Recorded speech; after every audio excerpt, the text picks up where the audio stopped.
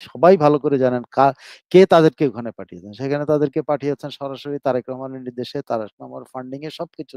এখানে তারেক রহমান একটা বিদ্বেষ আপনি 75 এর পরপর ২-৩ টা বছর তো বঙ্গবন্ধুর নাম উচ্চারণ করা যেত না। ওই সময় হলো তারেক রহমানের বড় হয়ে ওঠা। আমার ধারণা সেটা তার মাথার মধ্যে ঢুকে আছে এবং সেখান থেকে বিএনপির ওখানে উপস্থিতিকে খুব লজ্জার সাথে স্মরণ করছেন। যেমন নজরুল ইসলাম খান তার ইয়ে ইয়ে বিবৃতি দিয়ে বলেছেন যে আজকে যারা বিএনপির ওখানে আমরা কি জিয়াউর রহমানের কবর কি পকেটে নিয়ে ঘুরবো যখন আমরা খোঁজখবর রাখছিলেন, দেখছেন গণমাধ্যম, সামাজিক যোগাযোগ মাধ্যম। তার আগে বলে রাখি গতকাল সন্ধ্যা রাতের পর থেকে 10-11টার পর থেকে পুরো সামাজিক যোগাযোগ মাধ্যম ফেসবুক, বিশেষ করে ফেসবুকের নিউজ ফিড পুরোটাই ছিল বঙ্গবন্ধু। যারা বঙ্গবন্ধুর বিরুদ্ধে কথা বলেছিলেন তারাও স্ট্যাটাস দিয়েছেন, ফেসবুক বঙ্গবন্ধুর ছবি দিয়েছেন।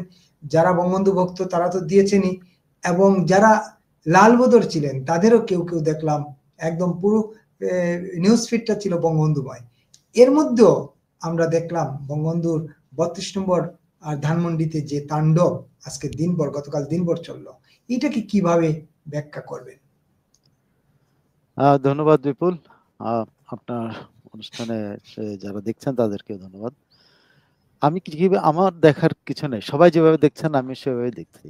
সবাই দেখেছে বঙ্গবন্ধু ভবনের সামনে কি হচ্ছে। সবাই দেখেছে জাতীয়তাবাদী দল এবং তার অঙ্গ সংগঠনগুলি কি করছে। আবার এট দ্য সেম টাইম আপনি দেখেন সাধারণ মানুষ যারা বঙ্গবন্ধু ভবনে ইয়ে শ্রদ্ধা নিবেদন করতে গেছেন তারা একটা কৌশল অবলম্বন করেছেন। আপনি যে খেয়াল করেছেন কিনা জানি না। ২-১ জন যারা ফুল নিয়ে গেছেন তাদেরকে অনেক হেনস্থা করার পরে শেষ দিকে মানুষ কিন্তু ওইভাবে আর হাতে ফুল নিয়ে যায় নাই। কিন্তু মানুষ কিন্তু সেখানে গেছেন। এই যে যত আ সবাই মনে করেছে যে এটা আমি ওখানে এ থেকে খবর নিয়েছি এবং খবর নিয়ে জানতে যত পরিচিত মুখ, পরিচিত চেহারা আমি দেখতে পাওয়ার পর আমি তখন সবাই বলছে যে হ্যাঁ, ওখানে মবাররা ছিল।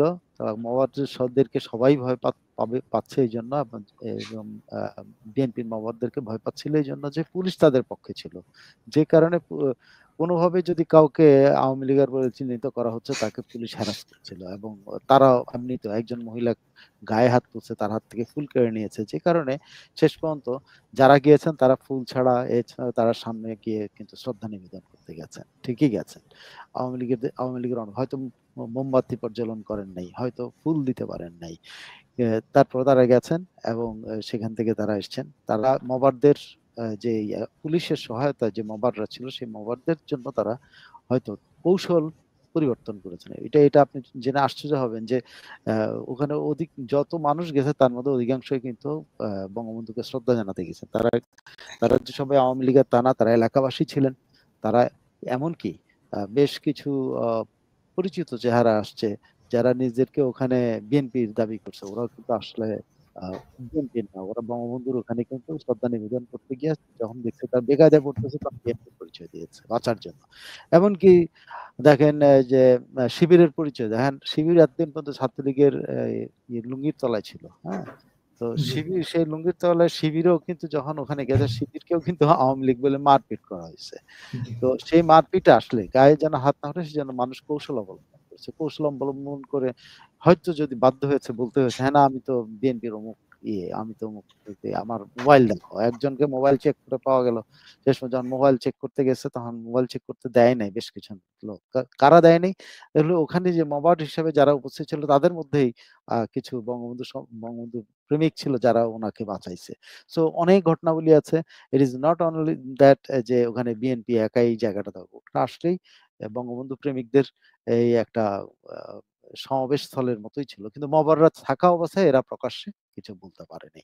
তারপরেও যে মবারদের যে পরিচয় পাওয়া গেছে সেই মবারদের পরিচয়ের মধ্যে যেটা হচ্ছে এটা হলো বেশিরভাগই হলো বিএনপি এবং আ বিএনপির অঙ্গ সংগঠন সহ। আপনি জানেন বিএনপির বেশ কয়েকজন নেতা কিন্তু এই ঘটনাটায় বিএনপির ওখানে উপস্থিতিকে খুব লজ্জার সাথে স্মরণ করছেন। যেমন নজরুল ইসলাম খান তার ইয়ে ইয়ে বিবৃতি দিয়ে বলেছেন যে আজকে যারা বিএনপির ওখানে আমরা কি জিয়াউর রহমানের কবর কি পকেটে নিয়ে ঘুরবো? যখন আমরা থাকবো তখন কি আমরা পকেটে নিয়ে ঘুরবো কবরস্থান? যে তোমরা যে এগুলো করতেছো। তো তিনি কিন্তু লজ্জিত হয়েছেন যে বিএনপির লোকজন ওখানে গেছে। কিন্তু উনি সহ অনেকেই সবাই ভালো করে জানেন কে তাদেরকে ওখানে পাঠিয়েছেন। সেখানে তাদেরকে পাঠিয়েছেন সরাসরি তারেক রহমানের নির্দেশে, তারেক রহমানের ফান্ডিং এ সবকিছু।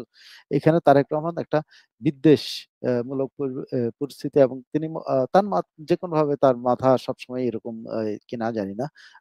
সবসময় মনে করেন যে শেখ মুজিবুর রহমান বা বঙ্গবন্ধু শেখ মুজিবুর রহমানকে একটা ঘৃণার পাত্র বানাতে পারলে, চেষ্টা করতে পারলে তাদের রাজনীতি আবহর হবে। আসলে এটা যে ভুয়া, এটা যে ঠিক না, এটা তার বাবাই প্রমাণ করে দিয়ে গেছে। তার বাবা কোনোদিন বঙ্গবন্ধুকে নিয়ে রাজনৈতিক বক্তব্য ছাড়া তাকে হেয় করে কোনোদিন কথা বলে নাই।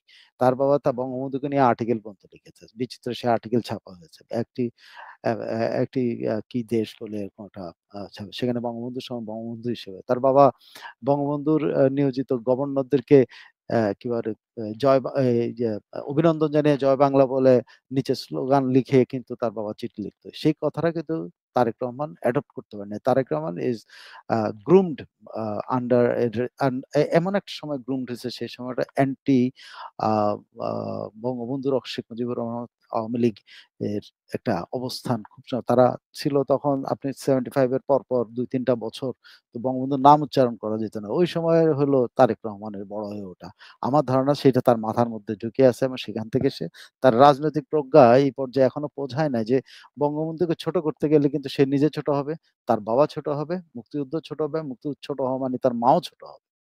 তারা দাবি করে আ আ তারা দাবি করে বাংলাদেশের শ্রেষ্ঠ মহিলা মুক্তিযোদ্ধা খালেদা জিয়াকে দাবি করা। কারণ খালেদা জিয়া ওই সময় বন্দী ছিলেন। তারাই দাবি করে। অথচ সেই মুক্তিযুদ্ধকে যে তারা আ ঘৃণার জিনিসে পরিণত করতে চায়। তারা বঙ্গবন্ধুকে, মুক্তিযুদ্ধের মহানায়ক বঙ্গবন্ধুকে ঘৃণা করে। এগুলো সফল হবে না। তারেক রহমান কিন্তু এই রাজনৈতিক যে তার কি বলে এটা এ নৈ এটা কি বলে? আ নৈতিক স্খলন যেটাকে বলে। যে রাজনৈতিক নৈতিক এই যে নীতির স্খলন হয়েছে তার, সেইটা থেকে সে আবার কিভাবে মুক্ত হবে এটা আমি জানি না। তিনি ক্ষমতায় আসার আগে আবার নিজে বিতর্কিত হলেন। যে বিতর্ক থেকে তিনি ১৫-১৭ বছর দূরে থেকে নিজেকে কালিমা মুক্ত করার চেষ্টা করেছেন, এবং সবাই অনেকে বলছে উনি প্রাজ্ঞ হয়ে উঠেছেন, অনেক বিজ্ঞ হয়ে উঠেছেন। আসলে ঘটনাটা সেই পর্যায়ে দেখা গেল না। দেখা গেল যে তিনি তার আগের সেই কলুষিত মন এবং তার ক্রোধান্বিত মন এবং তার কি বলে অন্ধ মন নিয়ে অন্ধ রাজনৈতিক চিন্তা নিয়েই তিনি ব্যস্ত আছেন।